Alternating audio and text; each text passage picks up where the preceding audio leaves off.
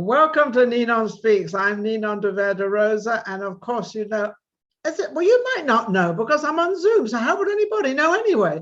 I'm actually in Vegas, and I have a fabulous guest, and as I don't know if you all know out there either, you probably don't know anything about me, actually.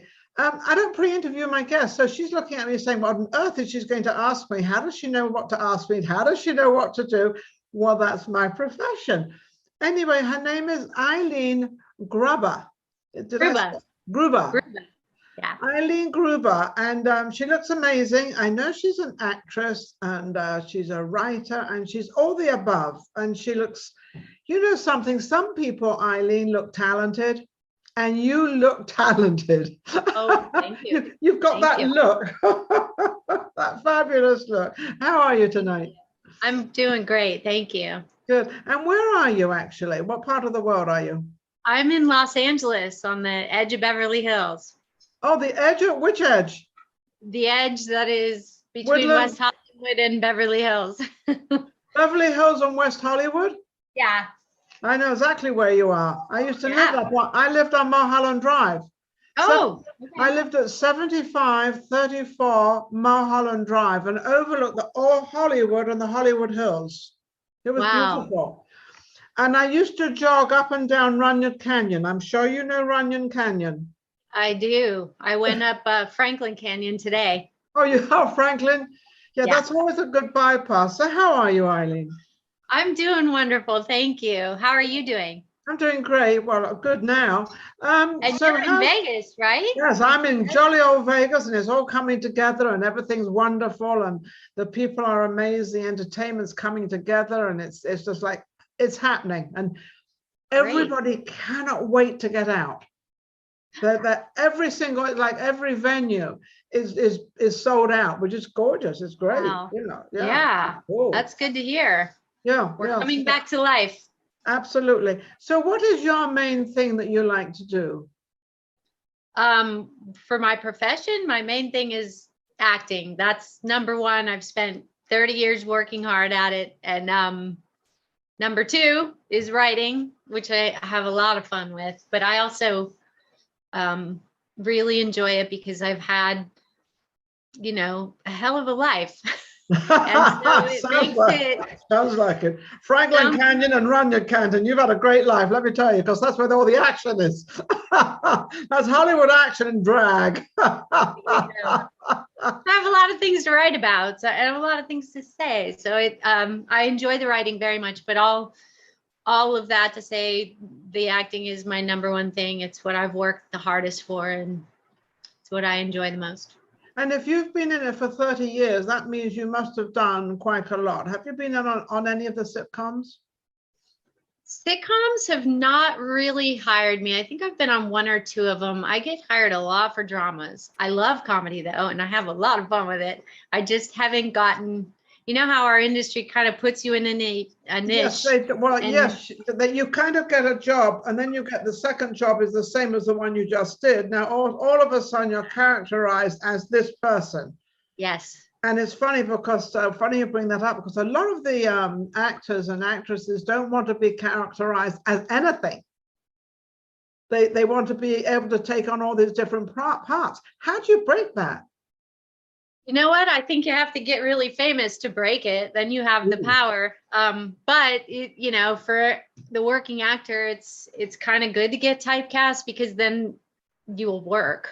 Yes, you'll always get a job. You'll always have a. But then, as an actress, which you are, and you absolutely love as your first, don't you want to experience other roles and other things? Absolutely. I beg for it. I wish I could get in for sitcoms. I wish I could get in for different kinds of roles. And the longer I'm in the business, the more they're starting to squeak out into other arenas. However, the roles that I do get the most are the ones that, you know, a lot of other people wish they could get because they're the super edgy, wild, fun roles, you know. Yeah. Well, because you're that type of person. That's why. And you know, it's a funny thing because once you've kind of done one role like that, and producers, word goes around to directors and producers, yes, she's on time, yes, you want her to play this role, yes, you want her to be funny, yes, you want her to be serious. And when you get that you're always on time and you're always doing everything, they can rely on you. And That's a true. lot of these actors, you can't rely on them because they sometimes don't turn up. That's true. And I've never not turned up, even if it was a free job or a stage reading, or I always show up, and I always show up on time. And I understand the demands of the business, so I really respect people's time. And I'm one of those on the minute people, like I'm there when I'm supposed to be there. Yes, yes, absolutely. And so what's going on in Hollywood? Is it back together again? The studios, it's been tough in Los Angeles. You know, it seems that, I don't know how to say this without getting myself in more trouble, but this industry seems to be more fear-based than the rest of the world, and so they're slower to open up anything. And the thing that's dragging our industry behind is my own union, the Screen Actors Guild. They keep extending all these restrictions, which are making productions very challenged, and it's causing the cost of production to go way up. And they're going to extraordinary measures for things that don't seem to really matter anymore. So I wish and hope that the Screen Actors Guild stops playing that game, because they're keeping a lot of people out of work, which is not nice, given that they dropped literally all the retired people in our industry off of their health plan in the middle of a pandemic, and everybody nice. else and raised the rates for everybody else. Yeah, there's a lot of battles going on about it. And so I'm hoping that our union wakes up and realizes that the rest of the world is moving on, like you were saying in Vegas, and every city is dropping mandates, even Hawaii, even Canada, even New York, and LA even. And yet even LA, yeah, when you say LA, because LA has been really, really tight. They've been really tough. It's been a brutal 2 years, and I've spent most of my time sitting in my apartment writing and not going anywhere. At least you managed to do something. Shows up. But at least you managed to do something. You've managed to sort of, okay, so I can't do this, so now I can go into writing, which is my second thing, which is now becoming my first thing. Yeah. So at least you've utilized the time, and you've been able to do something. How many books did you write? Actually, since the pandemic, I've been in 3 books. Wrote for 2 of them, and one had a chapter about me. And then, but they were compilation books that I was in, and then or that I wrote for. And then I got a staff writing job for a children's show for Lego. So I've been writing episodes of television for children and rewrites on one of my features, which is the hardest thing I've ever written in my lifetime, because it was so close to home, and it took a lot of years of research, because it's based on a very painful piece of history. And then I had to create the characters, since none of them lived and no one's alive to talk about it. So, but it was one of those screenplays that was so painful to write that I would be in tears every time I was working on it. Why was it now it's done. Yeah, why was it painful to write it? Was it because of the story, or did it relate to some part of your life? Both. Oh, both. Why? Because it is a very painful piece of history that not a lot of people know about, but it was before the Holocaust.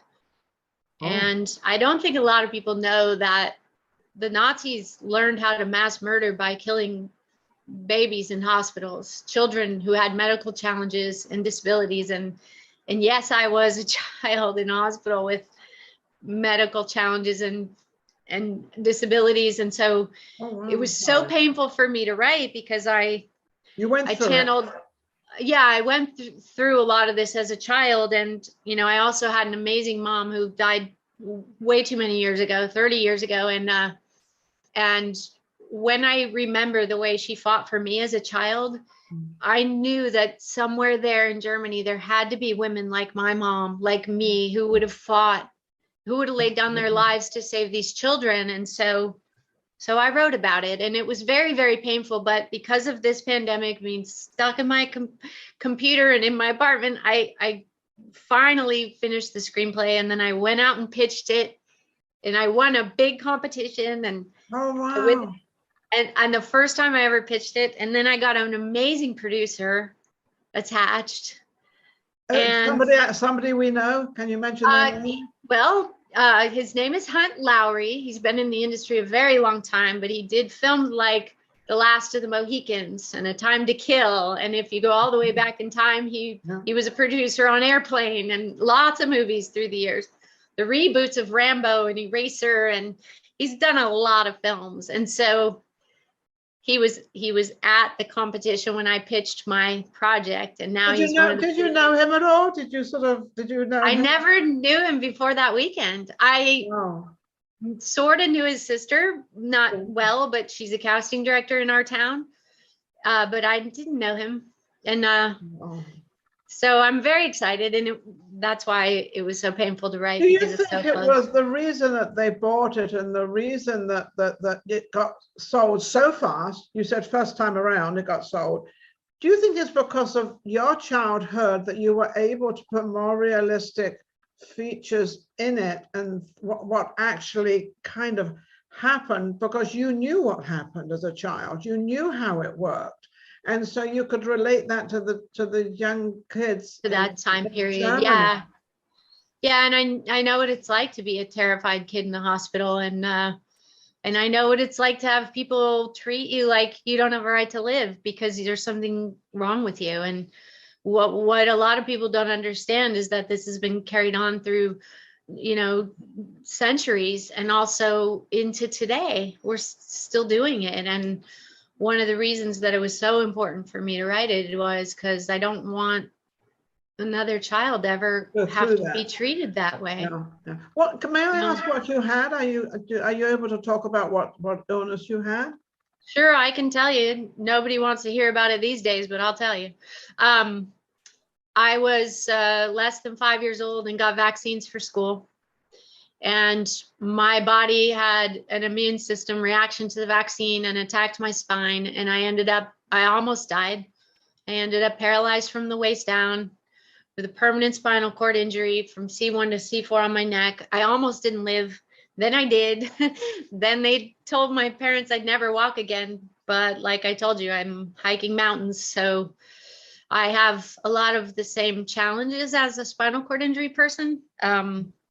But I walk and I hike. So you know the truth. So you know the truth. You know exactly how it worked, how cruel people were, how people looked at you, and how they judged you. And then you got to go to school, and you got to get all the kids from school that are going to throw things at you every day and knock you over because you're trying to learn how to walk, and they think it's fun to dive into your legs and knock you over. And yeah, there's a lot of cruelty through the world, and even throughout my years in the entertainment industry, there's been a lot of cruelty because I move differently, Yeah. I just move differently, and it's not terrible. But that kind of makes your character. I mean, you have a character. I always think, I've got an accent. I come from England, and everybody says they love my accent, but maybe they're just being nice. But I can't help it. That's what I got. I can't do a damn thing about it. You said it. You said it. It is what it is. Exactly. It is what it is. And there's nothing I can do about it. And that's what I want people to understand about these children. They have challenges. There's nothing they can do about it. It is who they are. And they should be allowed to be proud of who they are, regardless of their scars, their challenges, their differences, like everybody else in the world. I try to tell people, imagine if that's you, one day you get in a car accident, or you get hit by a truck, or you have a COVID wipe out half your body. Who knows what it could be? And you're suddenly dealing with challenges. Do you want people to treat you now like you don't have a right to exist? Or do you want people to treat you like the same person that you are, who has passion and dreams? And well, same as anybody else. We all have, inside every single body and behind every single face is a dream. There's a little dream. There's something that I had a children's show for 16 years, so I know all about children. Yes. Oh. Actually, it wasn't children. It was more from 12 years old to 18, 19, about that age. And I dealt with a lot of children with ADD and ADHD. And the stories I can tell you about that episodes and those episodes are amazing, because they're giving these kids, what is this adrenaline stuff, whatever it is. Oh, that Ritalin, drugs. Yeah, the drugs. And then they've got the people that want the organic drugs, and such a fight for the mums. The mums and the dads have such a fight to, because they say, well, they disrupt the school and they do this. Well, some kids are just kind of, they've got energy. I mean, they don't need a pill. Yeah. But in younger generations, people used to, try to control those kids or try to hurt them, beat them, whatever they did to keep them down. And I've always, as a child, been like, well, why not just encourage it, correct it, guide that energy, and maybe they'll rule the world one day. Maybe they'll be president. Maybe they'll, who knows, start a rocket ship company. Who knows what they'll do if you let them fly. What do they say about Elon Musk? I mean, they talk about Elon Musk. There you go. There's the richest man in the world, absolutely, totally brilliant. But the beautiful side of this guy, and I've always liked him, always, I've never cared what people say, is he gives. And he's now giving, he's now giving to this war. He's now doing as much as he possibly can for no reason, for no motivation. That's just this kind of heart. I wish there was more people like that. Then we wouldn't have a war. Then we wouldn't have what we have. So let's get back to your movie industry. So what have you got coming up? Anything exciting coming up? Exciting things coming up. Well, I just had 2 films that have been out in the festival circuits around the world that they're both shorts, like 18-minute shorts or less, and they've been winning awards all over the world. So one of them, we're going to try to turn it into a TV drama. Okay. And then this Life Unworthy project, the one I just told you about, that's set in 30s Germany, it's being set up. We're going out to big directors. So that's where we're at, and I'm praying, because that's the most important project for me. And I'm doing, little bits of this and that on television with TV shows and stuff, but I'm shooting for much bigger things. After all these years and all this hard work, I am trying to still get this industry to understand that I can do bigger things. Do you think you were a little inhibited because of your illness and different things that happened to you, and you say you don't walk the same as everybody else and you do things differently? So, because I had a funny childhood too, so I was also in the same position mentally, not physically. Yours was more physically, which became mental as well. Mine was just mental, and it was very tough for me, extremely tough to go out there and gain that confidence. So do you think you've gained the confidence by the people that have turned around and chosen you to do this part and to take it on, that have believed in you? I think that every time somebody strongly believed and stood up for me and let me work, I made them very glad they did, because I always show up with everything I've got, all guns blazing, and often those roles would expand. But I believe that the confidence that I gained is because I've literally worked harder than any 20 actors put together through many years. I've never stopped working. 7 days a week I work. I never stop. It's all I do. So as you were saying, so you've actually earned where you are, and I understand that 100%, because I've always worked. I've had to work twice as hard as everybody else to get where I need to get to understand. And people say, "Oh, Ninon, you're so lucky," and I think, "Yeah, sure." There's no luck involved. It's a lot of knuckles to the grindstone and endless sleepless nights, but when you log as many hours on the stage of the Actors Studio, working with Academy and Emmy winners and working and trying everything, you gain a lot of belief in yourself. Yes. You gain a lot of confidence, because you can handle anything. I've never shown up and doubted what I was capable of. No. Because I've done my work. Yeah. You knew you could do it. You always knew that. Did you practice at home, and also did you take acting lessons? Oh, I've trained all my career, and I continue to train when we're not in a pandemic. Actually, on pandemic still, we were doing it on Zoom. With one of my greatest mentors, Alan Miller, who kept teaching, and a lot of the classes through the Actors Studio were online. And so I kept working in addition to the writing, and we also started creating little projects over Zoom. And so I always keep busy with my work, and so I feel like I'm always ready. And right now I've got a little recurring role on This Is Us, so I still have another episode to do. Wonderful. Are you on any of these Netflix series that they've sort of put together on Netflix? Have you started any of those? Because everybody's kind of doing that. I'm in The Politician, one episode, which is on Netflix, and I'm in a movie that's on Netflix called,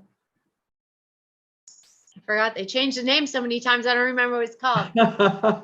That's difficult. I can't remember. If you look up my name on Netflix, you'll find it. But I'm always doing something, I would say. But I'm hoping the industry really opens up now and we can get back to work. Get back to work. What sort of part, you said you wanted to get bigger and better. What sort of part do you have in mind? You know, it's like I look at myself and I want to be there and I want to do this and I want to make it better and better and better, but this is my goal. What's your goal, or who do you look up to say that's who I want to be? Well, not exactly you want to be yourself, but I want to be in that part. I want to play that part. I want people to believe me. Who do you look up to for that? Inspired by Meryl Streep, of course. I would love to do the kind of roles she's gotten to pull off, you know, and yes. Who am I just thinking of that's gone right out of my brain that I really, really want to do the kind of roles she plays? Kate Winslet. Oh, okay. You're going way high up there, and I can see you playing that, and you feel you have the confidence to be able to play that part and do that. I have no doubt that I could. Yeah, I know that I could meet anyone in this industry on the screen and hold my own. I know that. I've done my work. You've done your work, so your confidence within yourself. Yeah. As anybody coming out there, especially the young ladies are coming out there as wanting to be actress, how can they get that feeling? How can they get that walking on stage, as I say, well, not exactly on the stage, but walking on set, stage, whatever it's going to be, with all the confidence, but also you have to know your work. You have to know your work. For example, I'll give you an example of one time where I was tested beyond my scope of experience. I was like, wow, am I going to be able to pull this off? And the situation was this. I was covering for a role on the stage at the Fountain Theater. I had to cover 4 shows over Thanksgiving weekend, the lead female character. No rehearsals. They never let me go into the rehearsals. The director never even met me in person besides the audition. The actors weren't available to rehearse before the thing. I had 1 half rehearsal before going up in an immensely emotional, powerful role with a whole lot of dialogue and timing. And at the time, I also had the closest person in my life dying, and my brother's young wife dying on different coasts. So I was immensely stressed at the time. And my brain was very scattered because, you know, the person I loved the most in life was dying. Yes. And so I got to come and watch a few of the shows, but I never got to rehearse. But I knew my work. And when I asked for any kind of direction, all I got was copy the other person that was doing the role. I'm like, I'm not copying anybody. You know, I've been working I've been working in this town for a very long time. I'm not copying anyone else. And besides, the character's life experience was so close to home for me. Yes. Really close to home. So I did my work and I invited all my Actors Studio people. And Barbara Bain is a great friend and mentor, and Alan Miller and all these wonderful people from the Actors Studio came out to see it, including the man I was telling you that was dying. He showed up. It was the last time he saw me on the stage. And afterwards, they met me outside, and I don't think a single one of them didn't have tears running down their face because I put my life into that role. Yeah. And but you could relate to it, though. You could relate to the role, so that's why you could play it so well. Wow. And also because I had trained so hard for so many years at the Actors Studio, so many times jumped up on a dime when they had a cancellation and got up and did stuff when I wasn't really fully rehearsed. And I just got so used to being able to be the girl who fills in every time there was a an opening. And so I just did a whole play like that, and it worked, and it moved the audiences, and the house was packed. And after that, I was like, okay, I have faith in myself that I will show up no matter what. Yeah. You know, I know I'll show up for me. I can't count on anyone else really in this town, but I can count on me to show up for me. You know, it's funny you say that, because that's one of my teaching things. I do a lot of teaching and helping people out there, one-on-ones. And the one thing I try to let them know that you've got to take care of you, and until you are in the right place. And if you're not in the right place and you don't take care of yourself, you can't take care of anybody else, and you can't do other things. You've got to make sure that you're grounded, and you know who you are, you know why you are, you know everything about you. But you have to do that first. You can't take care of somebody, like you can't do a role and then think afterwards, well, it was that role, not that role. It's got to be the first one you think of, because it's got to be what you're portraying. How do you manage to get into a role, or do you play a lot of roles that are kind of geared towards your life? I try every kind of different role. You wouldn't believe, I mean, at the Actors Studio for a lot of years, I was playing a lot of those Marilyn Monroe kind of roles, or Meryl Streep kind of roles, and all the wild and crazy challenging roles. I played them all, and I've tried everything. Earlier asked, what do I really want to do? One day I really want to be on a lighthearted romantic comedy that's a lot of fun, or a fun comedy. So because I haven't had it. Okay, so if they're not choosing you one, why don't you write one? Well, I've written two. Oh, okay, I've written two. Okay. And I've got to get them sold. I was going to say, anything happened to them yet? Do you try to sell them with you playing the lead? I often will write myself as the second lead in most things, because I know they're always going to say they need a bigger name. So I try to write myself as the second instead of the first lead, so that when they say, well, we'll have to have a name, I'll say, well, fine, give him the lead role. I'm going to give you a little advice. I'm going to tell you something right now, and I have no right to probably do that, but I'm going to do it anyway. I'll take it. Write yourself as the lead. Okay. You're already giving people the message of being a second person. Yeah. You're putting that in there as a second person. Don't do that. Let them choose. If you got guts enough to write yourself as the lead, you got guts to play it. Yeah, that's true. So that would be my little bit of advice. Now we've come to kind of the end of this interview, which has been absolutely fabulous. I've learned so much, and it's great for our audience out there, and also to get you out there as well. Now, how can anybody get in touch with you?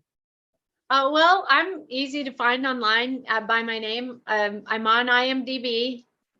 If anybody from the industry is trying to find me, that all my reps are listed there. And I do have a website, eileengrubba.com, and I'm on Twitter, Facebook, Instagram, Eileen Grubba, Grubba. Absolutely amazing. I'm easy to find. Absolutely. She's got herself out there. She earned that. She earned her title. She earned everything. She's been very dedicated to what she has done and what she is still doing. And now I want to let everybody out there to cast her as the lead in their next movie. Absolutely. I mean, she's got a great personality. Look at her. She's got a great personality. She's absolutely fabulous. Thank you to my audience out there for watching, and also for, I'd like to thank Maria Pureza also, because she's the one that finds all my talent and does everything. Also, her production company, Social Media Shows, is amazing. And of course, I'm Ninon de Rosa, and we shall have our next guest on next week sometime. And you've been absolutely amazing, Eileen. And thank you so much for gracing our show. It's been amazing. And thanks for having me, Ninon. So nice to speak with you. You're wonderful. I love you. Take care. Bye. Thank you. Bye to my audience. Bye. Bye.